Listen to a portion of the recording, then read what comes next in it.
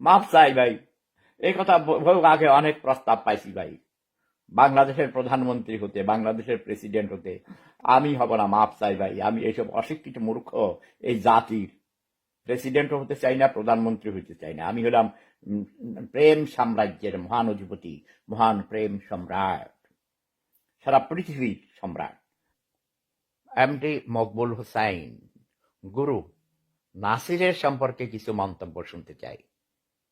এখানে মন্তব্য করার কিছুই নেই, তাদের ব্যক্তিগত ব্যাপার।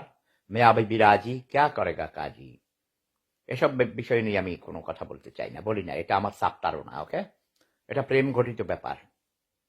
দুইজন দুইজনকে ভালোবেসেছে। নাসিরের যে স্ত্রী, সে আরো কারো কার সাথে প্রেম করেছে, সম্পূর্ণ তার ব্যক্তিগত ব্যাপার। আমি যদি অনেকগুলো প্রেম করতে পারি, তাহলে নাসির করলে সমস্যা কি? অন্যের স্ত্রী যদি তার স্বামীর কাছে হ্যাপি না হয়, তখন সে নিশ্চয়ই অন্য কারো কাছে সুখ খোঁজে। কি নামে তার, তামান্না কি যেন নাম জানি, আই হ্যাভ ফরগটেন। আর সে অনেক ভালো ডান্স করে দেখলাম, বিয়ের অনুষ্ঠানেই ডান্স করেছে। 8 বছরের মেয়ে আছে, কিন্তু তার হাজবেন্ডের সাথে সে এর আগেও নাকি চলে গেছিল, সাইপ্রাসে এসেছিল। কালকে তার হাজবেন্ডের সাক্ষাৎকার শুনলাম। তার মানে তার হাজবেন্ড তাকে মানসিক, শারীরিক, যৌবিক ক্ষুধা নিবারণ করতে পারেনি।